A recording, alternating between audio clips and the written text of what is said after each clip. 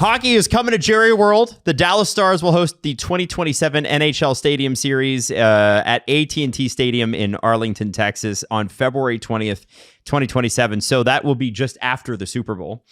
And it will air on ABC and part of ESPN's Monday Night Countdown. And I think it's kind of cool that the Dallas Stars are going to get a stadium game in a stadium this big. And even though anytime Gary Bettman's in front of cameras, it's painful because he's just not a charismatic guy. It's agony.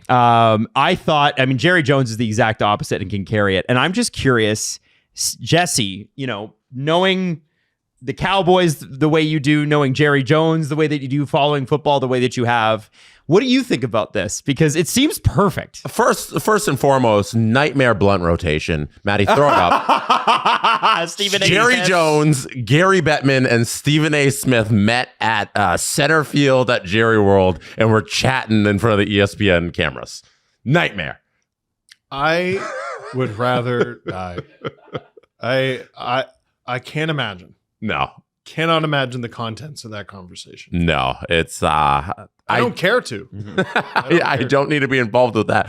But this event, they're showing some of the renderings of what it's going to look like at Cowboy Stadium. It looks like it's going to be so darn cool. I remember when they brought WrestleMania to Jerry World. I remember when they brought the NBA All-Star game there. The Cowboys and Jerry Jones always have a way of doing it the biggest, doing it the best. So I'm so excited for Stars fans that are going to get to go to this, sit there with 100,000 people watching a hockey game in that arena. It's going to be really cool. And I imagine the visuals are going to be spectacular. I want to say something. And this is, so Jerry Jones went to the Vince McMahon School of Promotion. And I'm not talking about the Vince McMahon School of how to handle your life personally. Oh, good. Jerry's a little bit different than Vince in that regard, but he is brilliant at creating opportunities for what we can't differentiate on this show. Was Vince a bad promoter? He was a great promoter. So is Jerry. That's the point I'm trying to make. Yes. Continue. Why are we getting held up on this? We're getting bogged down. Continue. I didn't say anything. Listen, I think having Jerry Jones as a part of anything NHL is a good idea. It is so cool to see the biggest sports league in North America involved in this, and the biggest owner in that league involved in this. Does he get a tax write-off for this? Like, this is charity. Yeah, no, that's literally what it is. It's charity, actually. This doesn't happen if he wants to get involved with this. And the fact that the NHL is getting into bed with one of the best promoters in pro sports that we have is a very good thing, because the lead up to this is going to be incredible. There's going to be so much noise about it. They're going to get featured on things like this, like NFL broadcasts, where you get all of the eyeballs on it. So I think it's really good for growing the game. Hockey is very underratedly big in Texas too. Like they're going to have no problem selling this thing. It's going to be awesome. I think it lends itself to the Texas sensibility. Tough and rugged. It does. Just the ice part's a little weird. It's so big that they have scandals around their minor hockey league system in Texas, and the Dallas Stars are very much involved in that. That broke during the summer, so we never got to really break it down. But maybe on a future episode, we revisit that story if there's news coming out about that, because that needs to be put a spotlight on with the dirty business going down there in Texas hockey. I've been sent that video a lot, and I've just been like, there's been no update, so I didn't want to go back to a story from August. There will be September. So we'll touch on that. Don't you worry. So I'm looking at this, and I'm going, okay. So they're going to fit that many people into a stadium. I love it.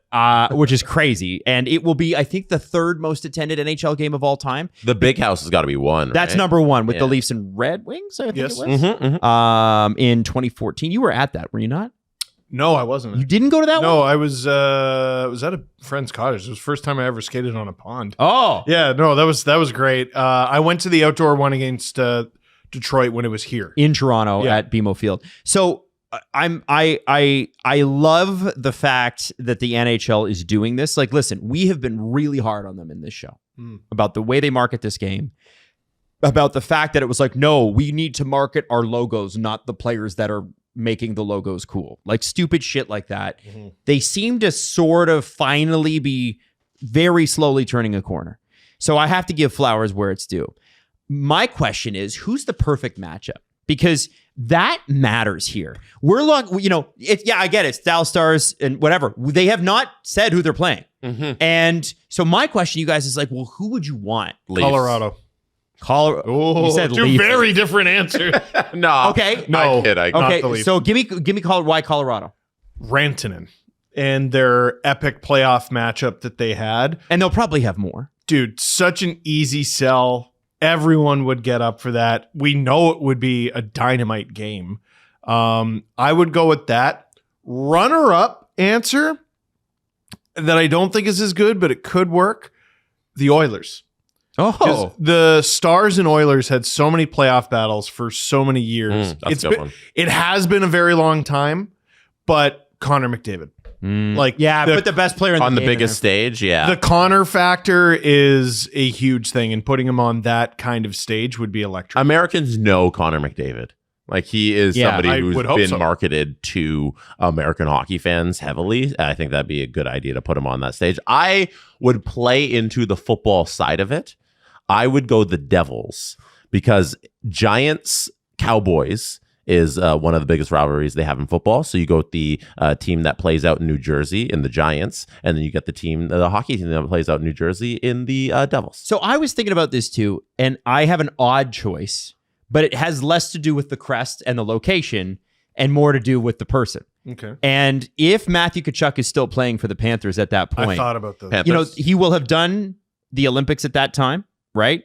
Matthews too is also a good choice because he's from Arizona, which is next door, but I don't think the Leafs are a good choice. No. But I thought two Southern teams that are perpetual winners, right?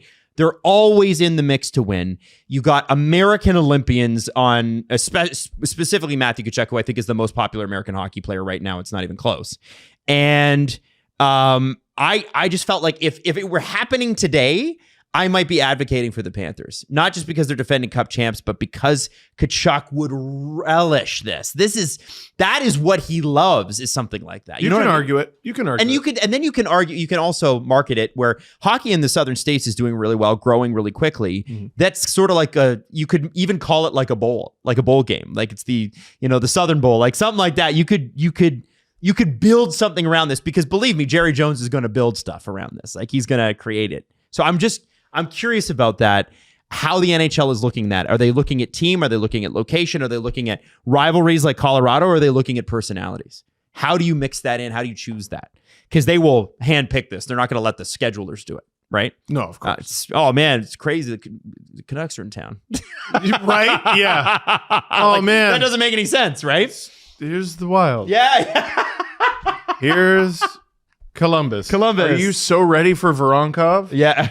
Like, who has been good? Yeah. Like, to me, Colorado is my number one pick, but I like the justification you've thrown out for pretty much everyone. Yeah, it should be a really, really exciting game. I am curious about, though, because there's that, one of the most famous things about AT&T Stadium is the bright sun scorched sort of thing. Like, they have the windows set up so the sun will be in your eyes when you're playing the Dallas Cowboys. I could not know less about this. So they have this humongous window that's to help them brighten the stadium. Now, they could have done this a million different ways, Steve, but they did it so that the opposing team has the sun in their eyes basically for an entire half, right?